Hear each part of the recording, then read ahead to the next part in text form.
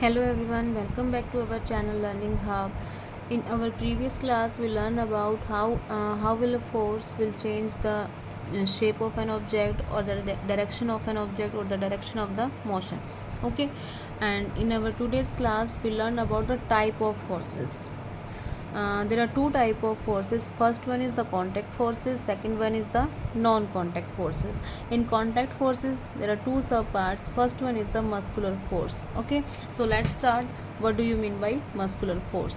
Muscular force मतलब इसकी definition से ही हमें पता चल रहा है कि जो हमारी मसल्स की एक्शंस की वजह से जो फोर्स लगता है, मीन्स जो हमारे जो हम वर्कआउट करते हैं उससे जो फोर्स लग रहा है, तो वो कौन सा होगा? हमारा मस्कुलर फोर्स होगा। और कॉन्टैक्ट फोर्स का मतलब है कि जब तक हम उस चीज़ को टच करके जो फोर्स लगा रहे हैं वो होता है हमारा कॉन्टैक्ट फोर्स। मतलब जो दो बॉडीज़ जो है वो आपस में जब कॉन्टैक्ट करते हैं, उस कॉन्टैक्ट होने की वजह से जो फोर्स लगता है, that is the contact force. So can you push or lift a book lying on a table? Means here is, यहाँ पे ये क्या है? पेन है। अब इसके ऊपर ये पेन है, ये ऐसे रखा हुआ है मैंने, जब तक मैं उसके ऊपर कोई फोर्स अप्लाई नहीं करूँगी तो क्या इस पेन के अंदर कोई मूवमेंट होगी? नहीं होगी। ये कौन से उसमें है, पोजीशन में है? ये भी रेस्ट में है। ठीक है, रेस्ट मतलब इसका जो मोशन है वो क्या है? जीरो है। इसकी स्पीड क्या है? जीरो है। बट जैसे ही मैं इसको पुश करूँगी, इसने क्या की? मूवमेंट करना स्टार्ट कर दिया। तो दो बॉडीज़ के अंदर जो फोर्स लग रहा है वो क्या होगा? हमारा कॉन्टैक्ट फोर्स होगा। एक वन बॉडी जो है कॉन्टैक्ट कर रही है सेकंड बॉडी को, जिसकी वजह से जो सेकंड बॉडी है वो क्या कर रही है? मूव करना स्टार्ट कर रही है। That is the contact force. Okay, so can you lift a bucket of water without holding it? क्या हम एक पानी की बकेट को उठा सकते हैं बिना उसको पकड़े? Generally to apply a force on an object your body has to be in contact with the object. Means जब भी हम फोर्स अप्लाई करते हैं तो हमारी बॉडी उसके साथ कॉन्टैक्ट में होती है। That's why it's name is a muscular force. The contact may also be with the help of a stick or a piece of rope. When we push an object like a school bag और lift a bucket of water, where does the force come from? मतलब वो force आता कहाँ से? जब भी हम कोई पानी की बकेट उठाते हैं या स्कूल बैग उठाते हैं या कोई और काम कर रहे हैं, कुछ पुलिंग कर रहे हैं, कुछ पुशिंग कर रहे हैं, तो मतलब वो फोर्स आया कहाँ से? This force is caused by the action of muscles. This force is caused by the action of muscles in our body. The force resulting due to the action of muscles is known as the muscular force. Means जो हमारी muscles के actions की वजह से आया है वो कौन सा है? Muscular force. It is the muscular force that enables us to perform all activities involving the movement or bending of our body. In class 7th you have learned that in process of digestion the food gets pushed through the alimentary canal. मतलब जब digestion का process होता है तो उसमें भी food क्या है? एलिमेंट्री कैनाल के अंदर जाता है. Could it be a muscular force that does it? क्या उसके अंदर भी कोई मस्कुलर फोर्स होती है? होती है. जब तक वो पेरी इलास्टिक मूवमेंट जो होती है उसके अंदर एलिमेंट्री कैनाल के अंदर, जब तक वो एक्सिलरी फंक्शंस नहीं करते हैं तो फूड जो है वो नीचे नहीं जाता, तो उसके अंदर भी मसल्स का वर्क होता है. Okay, You also know that the lungs expand and contract while we inhale or exhale air during breathing. Where are these muscles located which makes breathing possible? Can you list a few more examples of the force exerted by the muscles in our body? Means चाहे हम कोई भी काम करें, हमारी muscle के अंदर काम हो रहा है या हम बाहर कोई काम कर रहे हैं, बॉडी के अंदर काम हो रहा है या बाहर कोई हम काम कर रहे हैं, तो सब में क्या है? हमारा मस्कुलर फोर्स तो लगता ही है. Animals also make use of muscular force to carry out their physical activities. जो एनिमल्स हैं वो भी अपनी फिजिकल एक्टिविटीज़ करने के लिए मसल से वर्कआउट करते हैं. Animals like bullocks, horses, donkeys and camels are used to perform various task. Means अब यहाँ पे क्या है? जो फार्मर्स हैं वो बैल का यूज़ करते हैं. ओके, क्या कैरी करने के लिए? जो खेतों से कुछ भी लोड है, कुछ भी सामान है, उसको कैरी करने के लिए. अब यहाँ पे क्या है? इनका जो है मस्कुलर फोर्स लग रहा है. कैसे मस्कुलर फोर्स लग रहा है? इस कार्ट को पुलिंग करने के लिए. जब ये कार्ट को खींच रहे हैं तो इनका जो है मसल्स यहाँ पे जो है वो वर्कआउट कर रही हैं.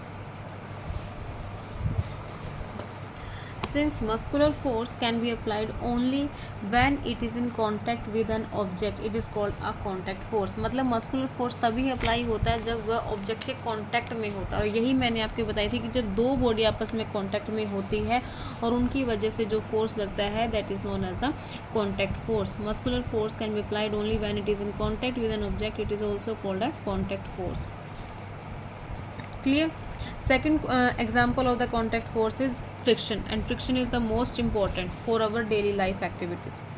Recall some of your experiences. A ball rolling along the ground gradually slows down. मतलब एक बॉल जो है वो जा रही है और धीरे धीरे वो क्या हो रही है, उसका जो स्पीड है वो क्या हो जाती है, स्लो डाउन हो जाती है, और फाइनली वो किस में आ जाती है, रेस्ट मोशन में आ जाती है. When we stop pedalling a bicycle it gradually slows down and finally, अगर हम पैडलिंग करना बंद कर देते हैं तो साइकिल भी क्या है, रुक जाता है हमारा. अ कार और scooter also comes to rest once its engine is switched off. अगर हम इंजन स्टॉप बंद कर देते हैं तो हमारा कार और स्कूटर भी क्या हो जाता है, बंद हो जाता है. Similarly a boat comes to rest if we stop rowing. Can you add some more such experiences in all the situations no force appears to be acting on the object. मतलब जब भी ये काम हो रहे हैं तो हमें कोई भी जो फोर्स है वो दिखाई नहीं देता है कि यहाँ पे कुछ वर्कआउट हो रहा है, बट फिर भी उनकी स्पीड क्या है, डिक्रीज हो जा रही है, और एक टाइम आता है कि वो किस में चले जाते हैं, रेस्ट में चले जाते हैं. वट कॉजेज अ चेंज, मतलब ऐसा क्या है जो उनके मोशन के अंदर चेंजमेंट लेकर आ रहा है. Let's read. The force responsible for changing the state of motion of an object in all these example is the force of friction. क्या है, friction है. It is the force of friction between the surface of the ball and the ground that brings the moving ball to rest. Okay, अब यहाँ पे मैंने pen रखा है, अब मैं इसको मूव कर रही हूँ. इस पेन के बीच में और इस पेज के बीच में यहाँ पे जो बॉन्ड प्रेजेंट है, यहाँ पे जो फोर्स प्रेजेंट है दोनों के सरफेस के बीच में, वो कौन सा फोर्स है, फोर्स ऑफ फ्रिक्शन. कौन सा फोर्स है, force of friction. The force of friction always acts on all the moving objects and its direction is always opposite. ये हमेशा इस चीज़ याद रखनी है कि जो फोर्स ऑफ फ्रिक्शन है वो हमेशा कौन सी डायरेक्शन में होता है, always opposite to the direction of motion. Means अगर मेरा पेन, अगर मेरी कोई भी मूवमेंट हो रही है इस डायरेक्शन में हो रही है तो फोर्स ऑफ फ्रिक्शन किस डायरेक्शन में लगेगा, फोर्स ऑफ फ्रिक्शन हमारा लगेगा इस डायरेक्शन के अंदर. मूवमेंट इस डायरेक्शन में है तो फोर्स ऑफ फ्रिक्शन हमारा क्या होगा, इस डायरेक्शन के अंदर. Since the force of friction arises due to the contact between the surfaces, मतलब दो सर्फेसेज के बीच में जो कॉन्टैक्ट होता है उसकी वजह से फोर्स ऑफ फ्रिक्शन जो है वो राइज होता है. You may be wondering whether it is essential for the agent applying a force on an object to be always in contact with it. Let us find out. Means क्या ये ज़रूरी है. आगे पढ़ते हैं, इसमें जो एक्टिविटी है इस एक्टिविटी में क्या है. Activity 11.6 take a pair of bar magnets. अब हमने क्या लिया, बार मैग्नेट लिया है. Place the longer side of one of the magnet over 3 round shaped pencils और द वुडन रोलर्स. मीन्स एक लॉन्गर साइड एक मैग्नेट की हमने क्या रखा है, 3 शेप्ड पेंसिल्स की तरफ रखा है, ओवर मतलब उनके ऊपर रखा है, और wooden rollers. Now bring one and of the other magnet near the end of the magnet placed on the rollers. You can see in the diagram also. ये 3 पेंसिल्स हैं, इनके ऊपर हमने एक बार मैग्नेट रखा है और एक बार मैग्नेट हमने साइड में रखा है. अब हम क्या करते हैं, सेकंड बार मैग्नेट को फर्स्ट बार मैग्नेट की तरफ हम क्या करते हैं, लेकर जाते हैं. Make sure that 2 magnets do not touch each other. मतलब हमें ये श्योरिटी लेनी है कि दोनों मैग्नेट आपस में टच नहीं होने चाहिए, जस्ट हम उनको नियर अबाउट रखना है. Next, bring the other end of the magnet near the same end of the magnet placed on the roller. Note what happens to the magnet placed on the roller every time another magnet is brought near it. अगर ये like poles हैं, इस side south pole है, इस side north pole है, तो दोनों के अंदर क्या होगी, अट्रैक्शन होगी.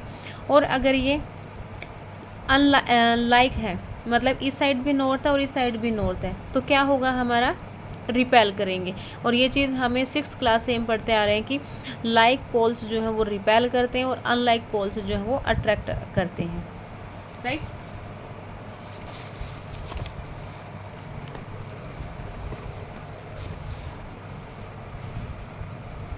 Does the magnet on the roller begin to move when the other magnet is brought near. मतलब जो मैग्नेट है रोलर के ऊपर तो वो क्या मूव करेगा जब हम दूसरे मैग्नेट को उसके नियर अबाउट लेकर आएंगे. Does it always move in the direction of the approaching magnet. क्या वो हमेशा ही दूसरे मैग्नेट की तरफ जाएगा. अप्रोचिंग मैग्नेट का मतलब है कि जो मैग्नेट हम उसकी तरफ लेकर जा रहे हैं. What do these observations suggest? Does it mean that some forces must be acting between the two magnets? You have learnt in class 6 that like poles of two magnets repel each other and unlike poles attract each other. Means जो like poles हैं वो repel करेंगे और unlike poles जो वो attract करेंगे. Attraction or repulsion between objects can also be seen as another form of pull or push. Do you have to bring the Do you have to bring the magnets in contact for observing the force between them? A magnet can exert a force on another magnet. एक magnet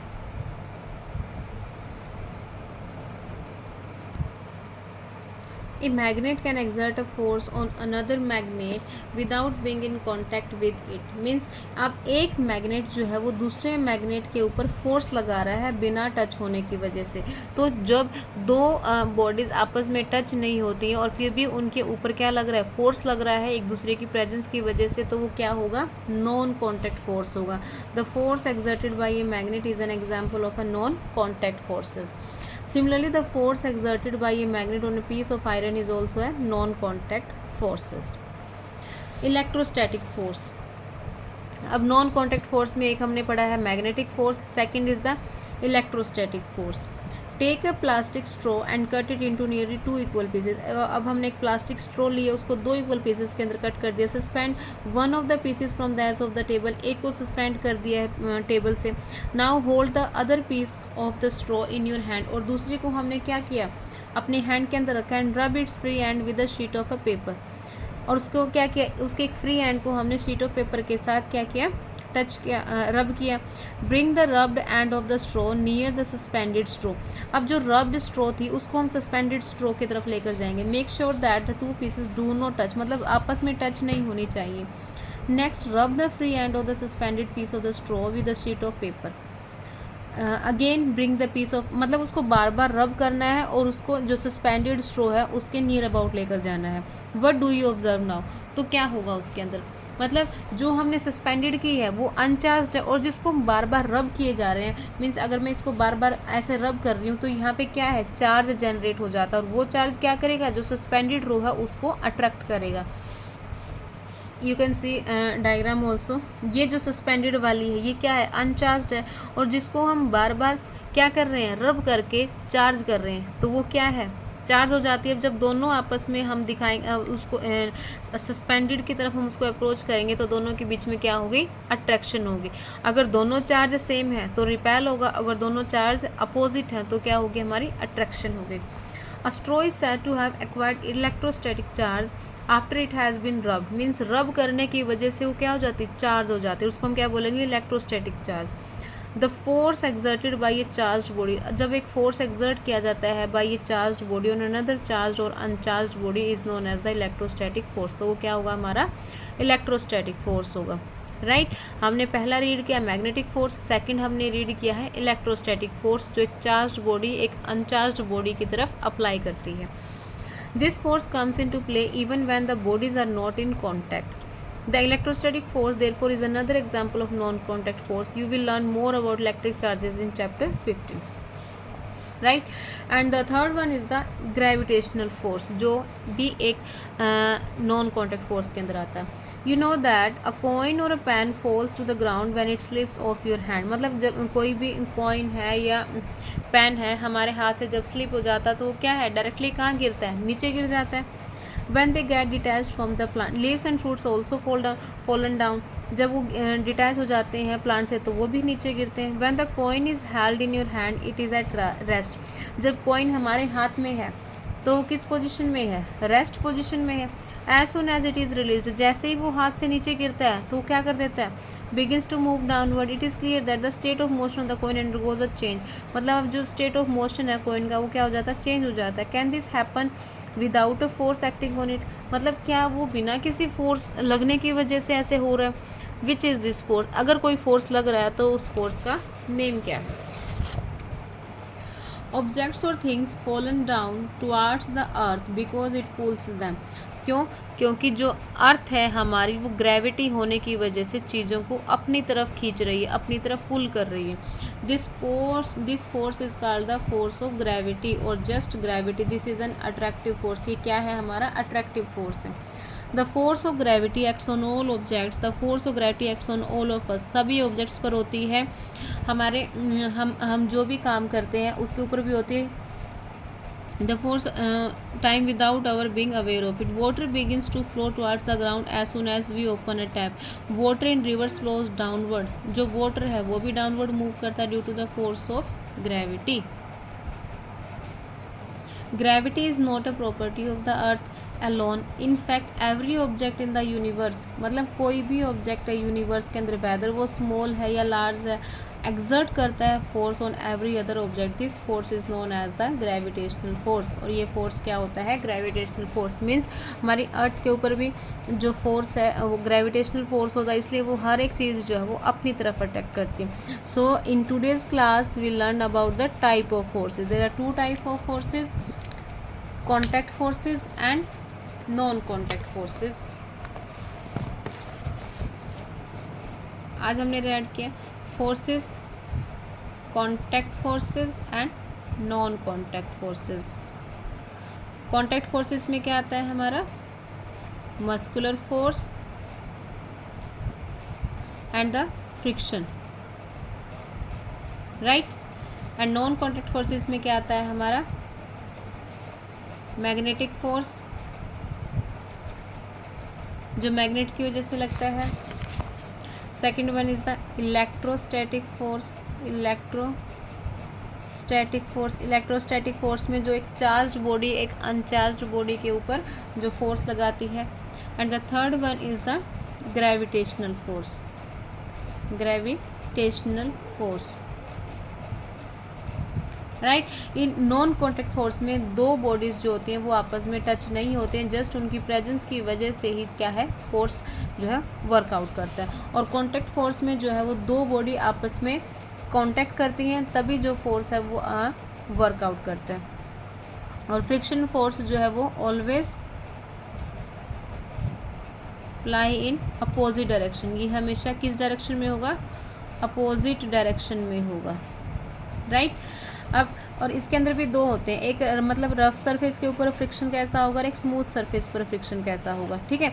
जब rough surface होता है तो इसके अंदर क्या होती हैं? इरेगुलरिटीज़ ज़्यादा होती हैं। क्या होती हैं? इरेगुलरिटीज़ ज़्यादा होती हैं। और इरेगुलरिटीज़ की वजह से आप इनका जो कॉन्टैक्ट होता है, दो सरफेसेस के बीच का जो कॉन्टैक्ट होता है वो क्या होता है? मोर होता है। और जितना ज़्यादा होगा, जितना ज़्यादा इनके अंदर बॉन्ड होगा उतना ज़्यादा हमारा क्या होगा? फ्रिक्शन होगा। मीन्स रफ सरफेस के ऊपर हमारा फ्रिक्शन क्या होता है? ज़्यादा होता है। और स्मूथ सरफेस के ऊपर फ्रिक्शन जो है वो क्या होगा हमारा? कम होगा, लेस होगा। ये चीज़ हमेशा याद रखनी है कि जो फ्रिक्शन है, जो बॉडी ऑफ मूवमेंट होती है, फ्रिक्शन हमेशा उस बॉडी ऑफ मूवमेंट के मतलब डायरेक्शन के अपोजिट डायरेक्शन में लगता है। जिस साइड में हमारी कार जा रही है फ्रिक्शन जो है उसके अपोजिट डायरेक्शन में लगेगा। अगर रफ सरफेस है, रफ सरफेस पे इरेगुलरिटी ज़्यादा होती हैं तो अट्रैक्शन ज़्यादा होंगे, तो फ्रिक्शन क्या होगा? वहाँ पे ज़्यादा लगेगा। और स्मूथ सरफेस के ऊपर प्लेन सरफेस होता है तो वहाँ पे फ्रिक्शन क्या होगा हमारा? लेस होगा। So this is all about the type of forces. In our next class we will try to learn about pressure. Okay, so thank you.